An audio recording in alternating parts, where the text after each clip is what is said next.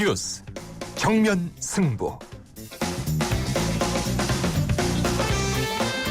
여러분 안녕하십니까? 94.5 YTN 뉴스 FM 강지훈의 뉴스 정면 승부입니다.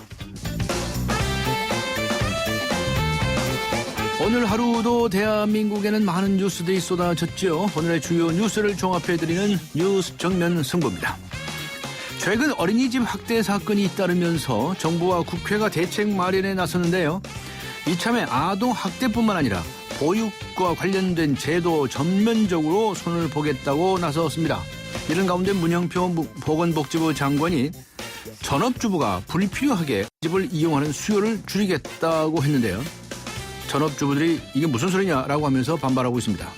뉴스 정면 승부는 매일 청취자 여러분께 뉴스 생각하기 주제 한 가지씩을 드리고 있는데요. 오늘의 주제는 이것입니다. 전업주부 자녀의 어린이집 이용을 제한하는 방안 어떻게 생각하십니까?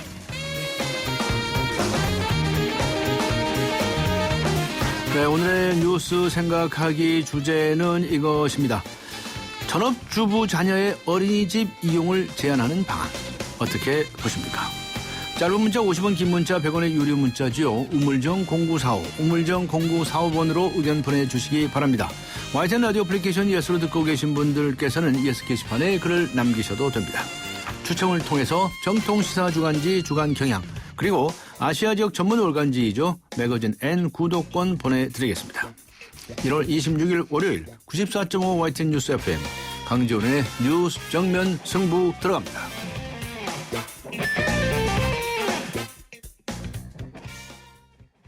선이 없어 청소가 행복한 LG 코드 제로 무선 청소기.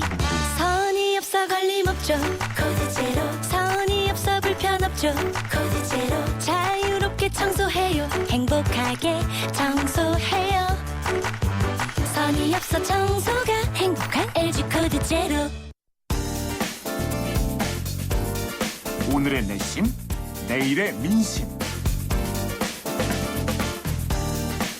네, 오늘도 쏟아진 많은 뉴스들, 이 뉴스들에는 오늘의 댓글을 보면 내일의 헤드라인을 알 수 있습니다. 오늘의 내심, 내일의 민심, 시사평론가 이동영 씨 나오셨습니다. 안녕하셨습니까? 네, 안녕하십니까? 연말 정산 논란으로 아주 증세 문제가 계속 이슈가 되고 있죠. 그렇습니다. 네. 그러니까 기업에 대해서는 법인세를 높이지 말아야 한다. 이런 게 정부 주장 아닙니까? 네, 그렇죠. 네. 그런데 법인세를 깎아줘도 기업에 투자 효과가 없다. 이런 조사 결과가 나왔다면서요. 그렇습니다. 네. 이명박 정권 때부터 우리 정부는 지금까지 지속적으로 법인세를 인하해야 기업이 투자를 할 것이다. 이런 논리로 지속적으로 법인세를 깎아줬죠. 그랬죠. 2000년대 초반까지 최고 세율 기준 30%였던 법인 명목세율은 22%로 내려갔고요. 20%를 넘던 실효세율은 2013년 16%로 떨어져서 역대 최저치를 기록했습니다. 네. 그러나 정부가 주장한 기업의 투자 없었다는 것이죠. 없었다. 예. 25일 국회 예산정책처에 따르면요. 감세 정책으로 2009년부터 2013년까지 5년간 기업들이 감면받은 세금은 37조 원으로 추산됩니다. 네. 그러나 한국은행과 국세청의 자료에 의하면요. 같은 기간 민간의 투자 증가액은 39조 원으로 감면액보다 겨우 2조 원 정도 웃도는 규모죠. 반면 실효세율이 20% 선으로 훨씬 높았던 노무현 정부 5년간의 투자 증가액은 53조 원으로 1.36배에 달했습니다. 이 얘기는 뭐냐면요. 기업들은 더 많은 세금을 내던 시기에 더 많은 투자를 했던 것이라고 하는 것이죠. 경제 전문가들은 법인세를 더 거둔다고 국내 투자가 감소한다는 건 말이 안 된다. 혹은 법인세와 투자는 별 상관이 없다고 이야기하고 있습니다. 네티즌들도 이런 전문가들의 의견에 동조하는 입장인데요. 한 네티즌은 기업이 돈이 없어서 투자를 안 하는 게 아니다. 네. 돈이 남아 도는데도 사내 보유금으로 쌓아두고 있다. 그런데 정부는 여기에서 세금을 더 깎아주니 정책 실패를 인정하기 싫어서 고집 부리는 것으로밖에 비춰지지 않는다는 등의 의견을 주었습니다. 네, 경제 전문가들은 그런 이야기를 할 수 있겠는데요. 네. 그런데 정부는 역시 계속 기업의 편을 들고 있지 않습니까? 그렇습니다. 네, 이번에 문제가 됐던 연말정산의 세법 개정안이 2013년도에 만들어졌었죠. 네. 그런데 그 법을 만들었을 당시에도 부유층의 감세를 위한 조항이 들어가 있었다면서요. 그렇습니다. 그 문제가 된 조항은 매출이 3천억 원 이하인 기업을 상속받을 때 무려 500억 원까지 상속세를 공제해 주도록 한 제도죠. 우리나라 전체 기업의 99.8%가 매출액이 3천억 원을 넘지 않기 때문에요. 거의 모든 기업이 상속세를 공제받을 수 있는 길이 열렸던 것입니다. 그런데 정부는 이것도 모자라다고 판단한 건지 지난해 12월 상속세 공제 대상과 금액을 더욱 확대하려고 시도했었죠. 가업 상속 공제 대상을 매출 3천억 원에서 5천억 원으로 확대하고 공제 한도도 1천억 원으로 확대하는 상속세 및 증여세법 개정안을 국회에 제출했던 것입니다. 그러나 부자 감세라는 논란이 일자 국회에서 부결되어서 법 통과가 되지 않았죠. 이렇게 되자 지난 2일 청와대까지 직접 나서서 다시 한번 가업 상속 공제를 재추진하라고 촉구했습니다. 정부는 상속세를 공제해줘야 기업 오너의 자녀가 기업을 물려받아서 계속 경영할 수 있고 그렇게 혜택을 받은 기업 오너의 자녀가 기업을 더 발전시켜 고용이 늘어나게 될 것이라고 주장했지만 앞서 살펴본 바대로 부자 감세해줘봐야 투자 효과는 없다는 조사들이 속속 나오는 상황에서 이런 정부의 주장에 고개를 끄덕일 국민은 많지 않을 걸로 보입니다. 네티즌들 의견도 한결같았는데요. 한 네티즌은 정부에 돈이 없는 게 아니라 도둑놈들이 많아서 없어 보이는 것이다 이렇게 주장했고요. 네. 다른 네티즌은 조선시대의 신분제도와 다를 게 없다. 양반은 어떤 방법으로든 재물을 계속 쌓아두고 노비는 평생 그 꼴을 면치 못한다면서 정부의 조세제도를 비판했습니다. 네. 퇴근길에 만삭 아내에게 줄 크림빵을 사들고 귀가하다가 안타깝게도 뺑소니 사고로 목숨을 잃은 크림빵 아빠. 네. 크림빵 아빠의 사연에 많은 분들이 가슴 아파하고 있는데요. 그렇죠. 이 뺑소니 범을 잡으려고 네티즌 수사세가 나섰다는 소식이 있네요. 그렇습니다. 그 지방사범대를 수석 졸업한 강모 씨는 아내와 함께 임용고시를 준비하다가 경제적 어려움에 공부를 포기하고 화물차 운전을 시작했죠. 네. 본인은 경제적 어려움 때문에 운전대를 잡았지만 같이 임용고시를 준비하던 아내의 뒷바라지는 계속했다는 얘기입니다. 아내의 뒷바라지를 시작한 거죠. 그렇죠. 네. 첫 아이도 이제 임신했다고 해요. 네. 그러나 지난 10일이죠. 밤늦게 일을 마치고 임신 7개월에 접어든 아내에게 주려고 크림빵을 사들고 귀가하던 강 씨는 청주시 흥덕구 도로에서 뺑소니 차량에 치여 그만 목숨을 잃고 말았습니다. 네. 경찰이 뺑소니 차량에 찍힌 CCTV 영상을 확보했지만 해상도가 낮아서 자동차 번호는 물론 차종도 알아보기 어려웠다고 합니다. 네. 그러자 네티즌 수사대가 나섰습니다. 네. 이들은 흐릿한 CCTV 영상을 사이트에 띄워놓고 뺑소니 차량의 범위를 좁혀나갔습니다. 호미등 강원의 폭, 자체 윤곽, 사이드 미러 모양, 도어 그립, 벨트라인 거리까지 이런 것들이 모두 단서였다고 하는데요. 네. 여러 차종이 용의선상에 올랐다가 점차 BMW 5 시리즈로 좁혀졌다고 합니다. BMW 5 시리즈. 예, 경찰도 이런 분석에 동의했습니다. 네. 청주 흥덕경찰서 관계자는 흰색 BMW 5라는 것까지 확인했다고 말했습니다. 네. 경찰은 500만 원의 신고보상금을 냈고요. 유족은 3천만 원의 현상금을 내놓았는데요. 경찰은 많은 분들이 안타까운 마음에 제보를 많이 해주고 있다고 밝혔습니다. 네. 부디 범인이 잡혀서 사망한 강 씨의 한이 풀어졌으면 좋겠다는 바람인데요. 네. 네티즌들은 네티즌 수사대가 꼭 잡아줬으면 좋겠다. 사고 나자마자 병원에 데려갔으면 살릴 수도 있었는데 인면수심의 범인이다. 꼭 잡아야 한다 등의 의견을 줬습니다. 경찰보다 낫네요. 예. 네. 자, 주말 새벽에 난데없이 청와대를 폭파하겠다. 이렇게 협박 전화가 청와대에 걸려왔다는 거 아니겠습니까? 그렇죠. 그래가지고 군경이 출동하고 그랬었는데 이 협박범이 바로 정의와 국회의장의 전 보좌관의 아들인 것으로 밝혀졌다고 하네요. 네, 그 새벽 청와대 민원실 ARS에 청와대를 폭파하겠다는 메시지를 잇따라 남겨놓은 용의자는 국회의장실 보좌관 강 씨 아들로 확인됐다고 네. 합니다. 그 의장실 관계자는요, 강 씨가 사무실에 나오지 않았다면서 정확한 경위 파악을 위해 가족들에게 연락을 취하고 있다고 말했습니다. 강 씨 아들은 현재 프랑스에 머물면서 폭파 협박 메시지를 남긴 것으로 알려졌는데요. 강 씨는 아들이 폭파 협박과 관련이 있다는 사실을 알고 급히 프랑스로 출국해서 아들을 상대로 귀국해서 경찰 조사를 받아라 이렇게 설득 중인 것으로 알려졌습니다. 네.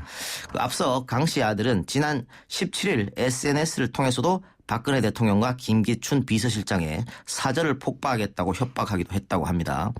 그러나 그 폭파 협박 이유에 대해서는 아직 밝혀진 것이 없습니다.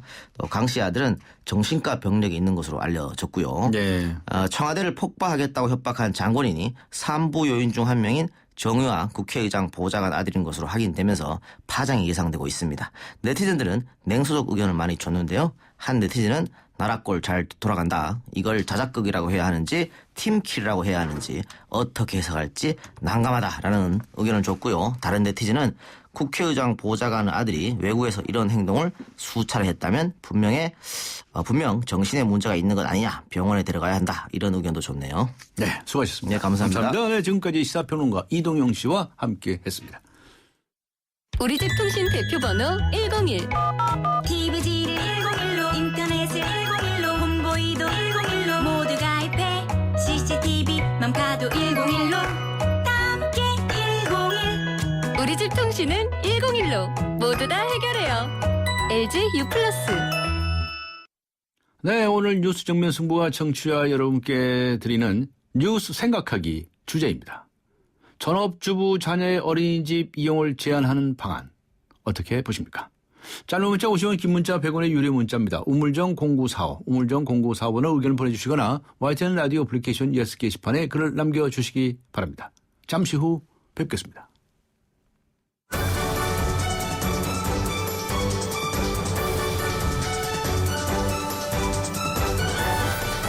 강지원의 뉴스 정면 승부. 맞벌이 부부에게 전일제 어린이집 우선권을 주는 건 필요하다고 생각합니다. 맞벌이 부부들은 어린이집 못 보내면 답이 없습니다. 8332번님의 의견이시고요. 9987번님께서는 전업주부 하고 싶어 하는 사람이 몇이나 되겠습니까? 회사와 병행하기 힘들어서 집으로 돌아온 건데 이렇게 차별하다니요. 애를 낳지 말라는 건가요? 이렇게 적어주셨습니다. 오늘 청취자 여러분과 함께하는 뉴스 생각하기 주제입니다. 전업주부 자녀의 어린이집 이용을 제한하는 방안 어떻게 보십니까? 많은 의견 보내주시기 바랍니다. 강정원의 뉴스 정면승부 2부 들어갑니다. 스마트폰에 푹 빠져있는 학생들을 위해 기프트카 쉐어링을 신청한 고재훈 선생님. 영어를 한 천문대를 찾았습니다. 계자리가 어떻게 생겼는데? 기프트카 덕분에 아이들과 부쩍 가까워졌네요. 누구나 이용할 수 있는 모두의 차 기프트카 쉐어링. 기프트카 홈페이지에서 신청하세요. 현대자동차그룹. 네, 지금 시각은 6시 31분을 가리키고 있습니다. 이 시각 교통 상황 알아보고 가겠습니다. 김정현 캐스터입니다.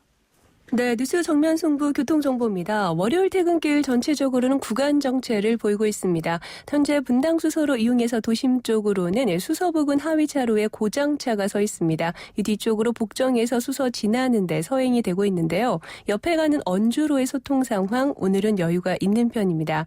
서부간선도로 외곽 쪽으로 가는 데는 현재 양평교부터 오목교, 철산대교에서 금천교까지 주춤하고요. 도심 쪽으로는 안양교부터 양평교까지 거의 대부분 구간에서 밀리고 있습니다. 국회대로 인천 쪽으로도 영등포구청에서 목동교 지나는데 시속 20-30km 안팎으로 이동을 합니다.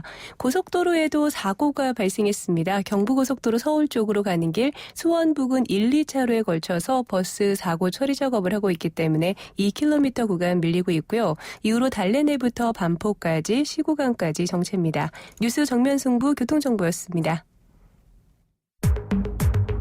대한민국의 오늘 치우침 없는 공정한 뉴스 강지원의 뉴스 정면 승부가 여러분의 참여를 기다립니다. 짧은 문자 50원, 긴 문자 100원에 휴대전화 메시지 샵 0945 우물정 0945와 YTN 라디오 어플리케이션 예스 게시판에 소중한 의견을 남겨주세요. 뉴스 정면 승부는 청취자 여러분의 참여로 완성됩니다. 대한민국의 오늘 강지원의 뉴스 정면 승부. 새누리당이 내달 2일 새 원내대표를 선출하기로 했다고 합니다. 원내대표 경선에 첫 출사표를 던지신 분이죠. 일명 세월호 장관이라 불리는 이주영 의원 전화로 연결해서 출마의 변 들어보도록 하겠습니다. 안녕하세요. 네, 안녕하십니까. 오래간만에. 네네. 예. 방송에 응해주셔서 감사드리고요. 네. 세월호 참사 때 참 마음고생이 많으셨죠. 예, 여러 가지 고초도 당하시고. 예, 지금은 어떠십니까? 예, 국회로 돌아와서 예. 국회의원으로서의 본연의 역할을 잘 하기 위해서 또 노력 중입니다. 그러셨군요. 염색도 네. 하신 것 같은데요? 네? 염색도 하신 것 같은데요? 예, 그렇군요. 그렇습니다. 자, 출마의 변을 먼저 들어봐야 되겠는데요. 네네. 이 어려운 시기에 새누리당의 원내대표에 출마하신 이유는 무엇입니까? 예. 이제 갑자기 지금 원내 대표께서 이제 총리로 네. 발탁되어서 가시는 바람에 이제 급작스럽게 선거가 실시되게 됐는데요. 네.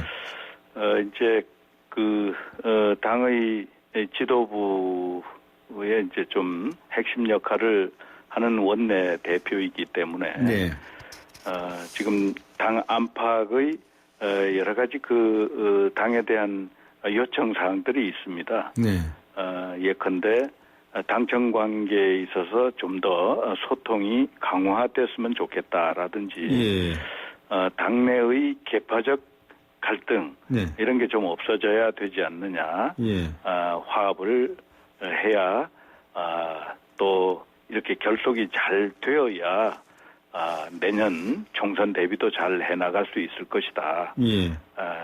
그런 측면에서 이제 제가 좀 적임자가 아니겠는가. 네. 그런 뜻에서 원내대표 경선에 나가게 됐다. 그렇게 말씀드리겠습니다. 네. 제가 여쭤보고 싶은 말씀을 미리 다 하신 것 같은데요.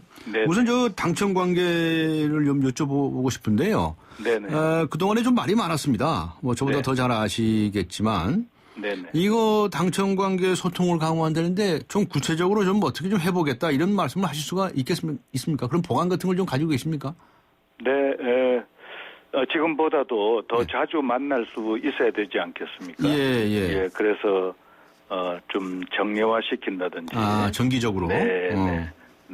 현안 문제 있을 때만 만나는 게 아니라 네. 수시로 이렇게 만나서 여러 가지 어려운 점들을 서로 의견 교환을 하다 보면 네.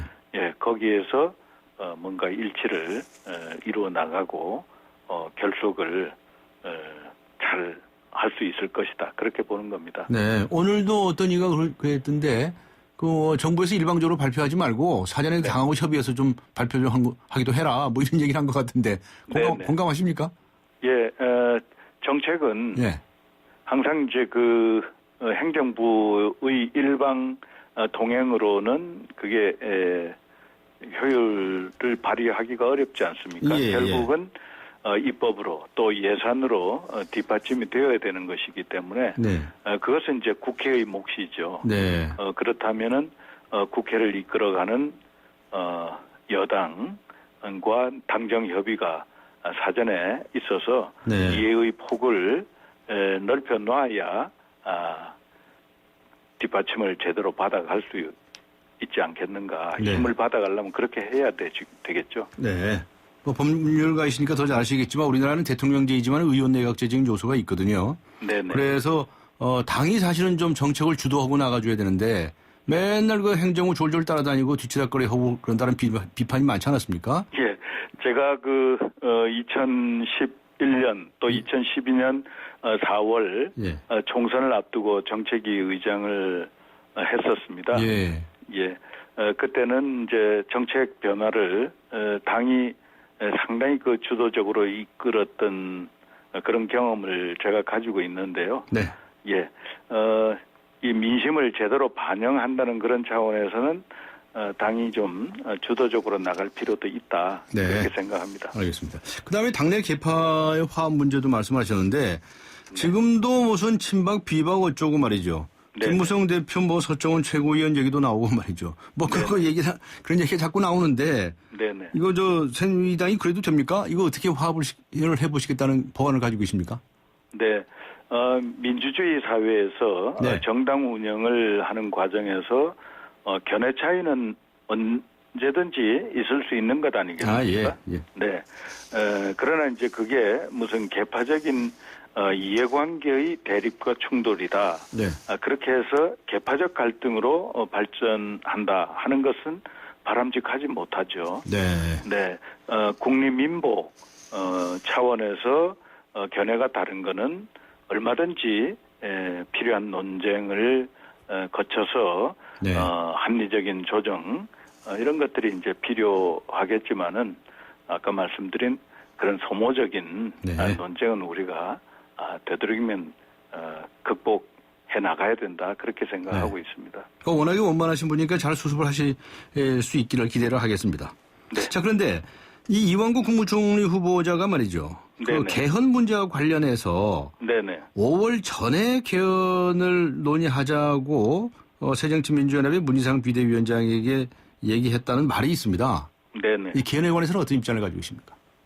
예, 뭐 그 부분은 제가 잘 모르는 일이고요. 예. 네, 그분들께서 어떻게 말씀 나눴는지 네. 잘 모르는 일입니다만은 저는 18대 국회 때부터 네. 미래한국 헌법연구회를 이제 만들어서 개헌을 해야 된다라고 이제 주장을 해왔고 그러셨죠. 또 연구도 많이 했었습니다. 네. 그래서 개헌은 필요성은 이제 많이들 공감을 하고 있는데 네. 문제는 개헌이 이제 상당히 광범위한 합의를 이루어야만 실현 가능하거든요. 네. 그런 측면에서 이제 그 개헌 시기가 적절해야 되고 네. 또 내용이 광범위한 합의를 도출할 수 있는 그런 방향으로 잘 조율이 돼야 됩니다. 네. 그런 점들을 유의하면서 개헌 논의를 압축할 필요가 있다. 네. 연구는 그동안 상당히 진척이 돼 있는 것이기 때문에 네. 지금부터 새로운 논의를 이렇게 할 필요는 없지 않은가. 네. 그렇게 되면 불필요하게 이제 그 블랙홀 얘기들이 있는데 네.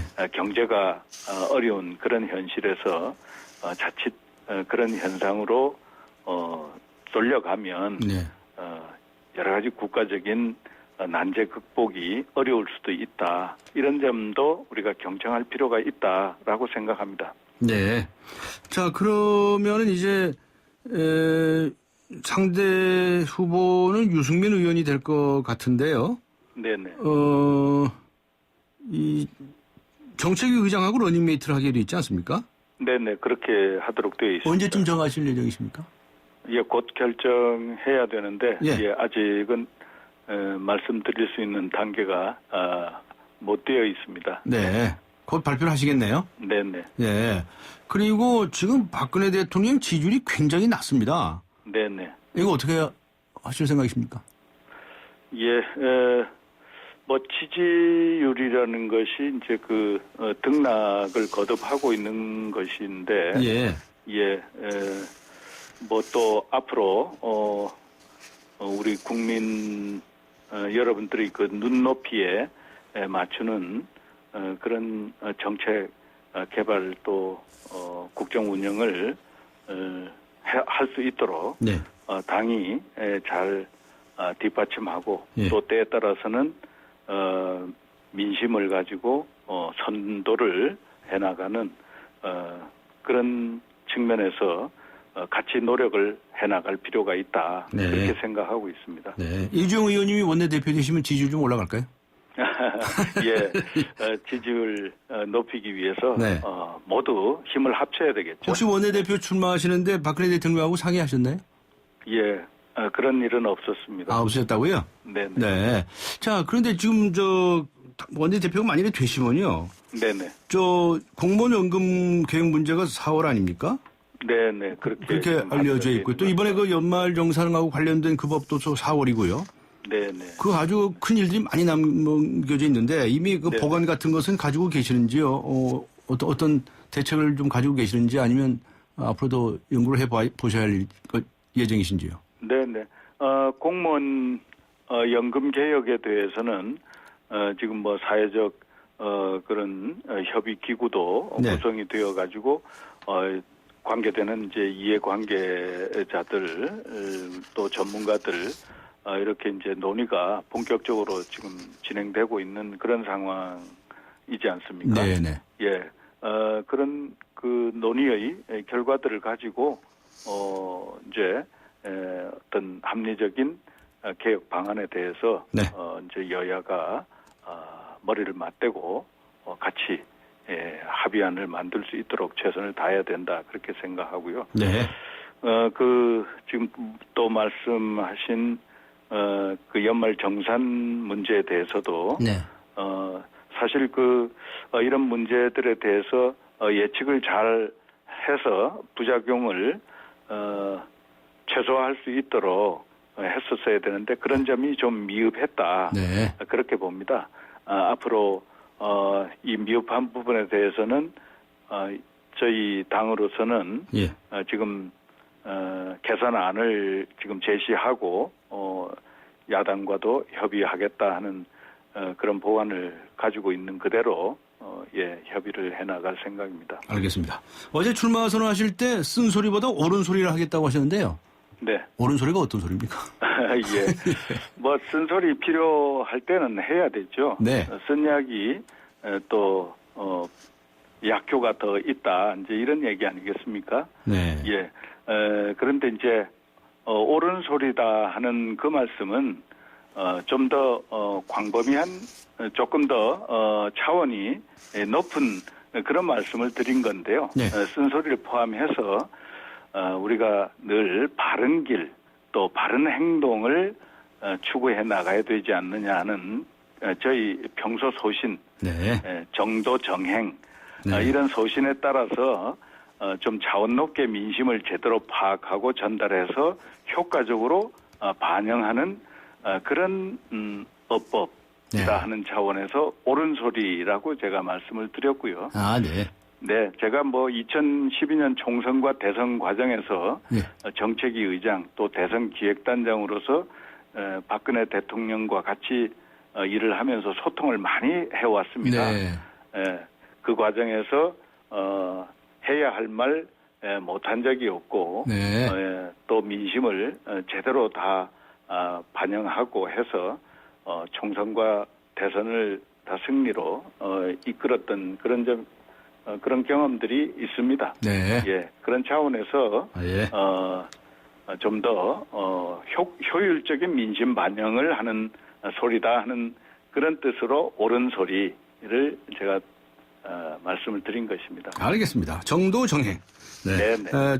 좋은 꿈 꾸시기 바랍니다. 네. 네, 수고하셨습니다. 네. 네, 지금까지 네, 새누리당 감사합니다. 원내대표에 출마하신 분이죠. 이주영 의원이었습니다.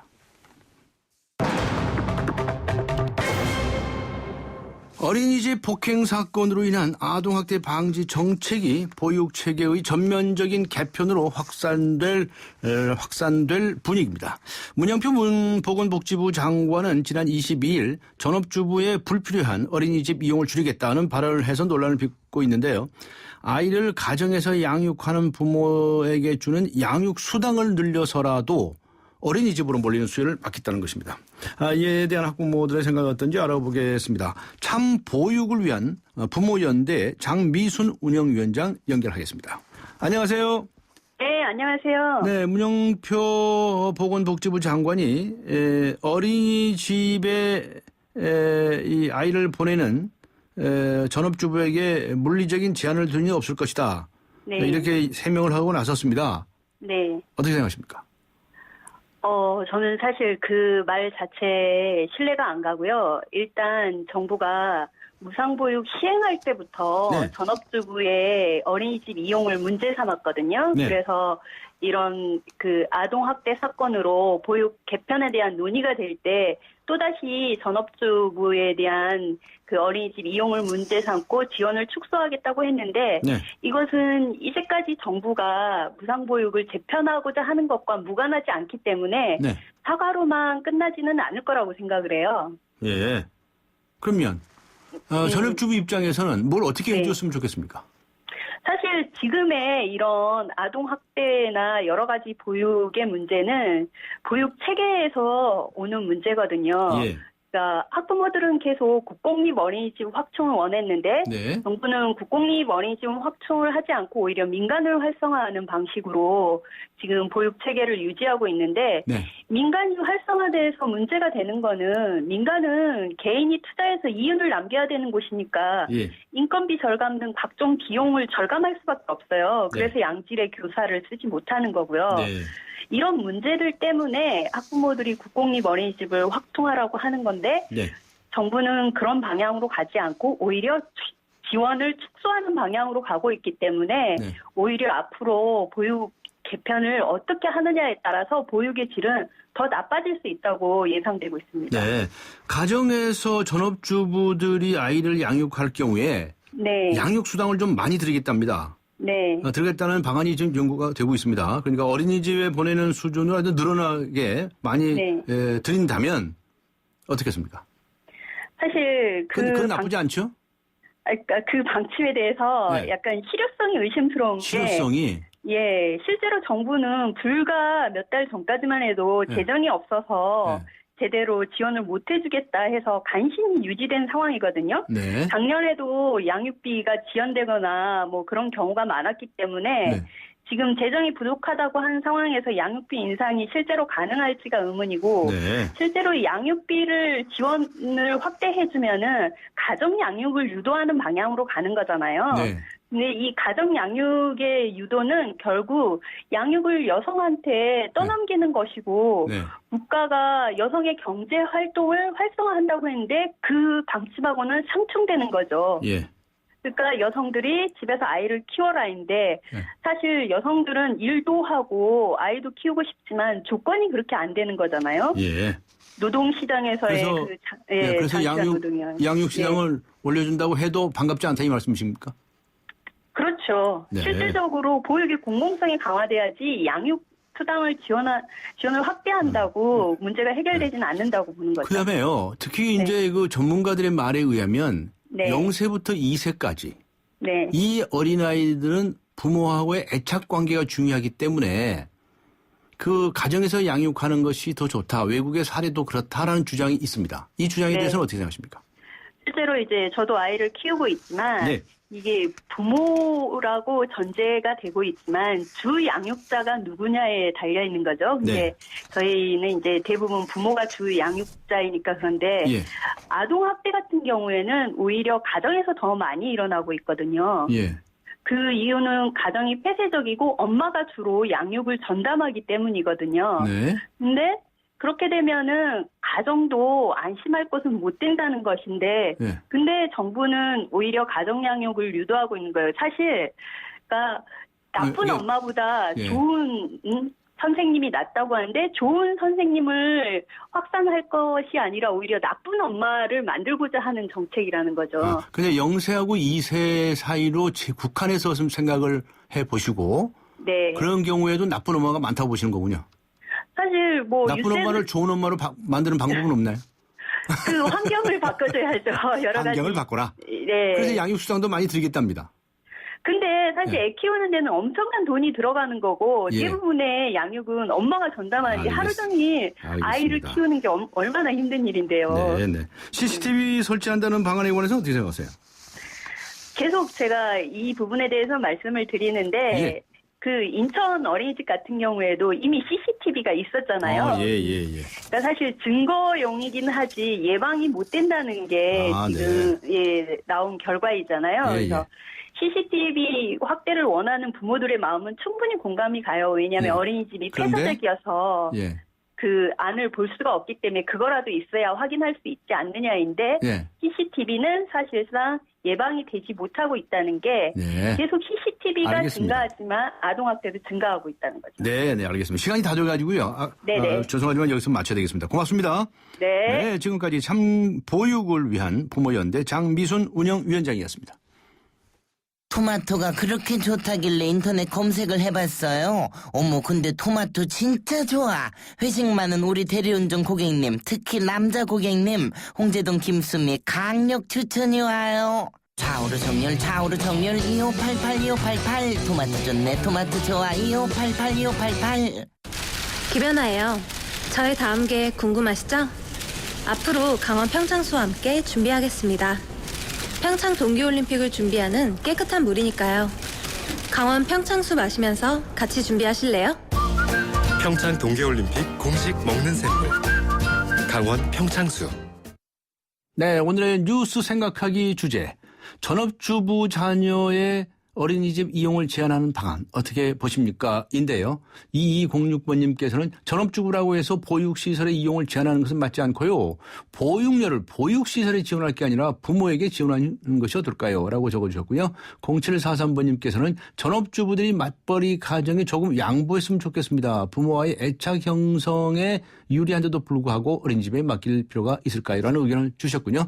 잠시 후 뵙겠습니다.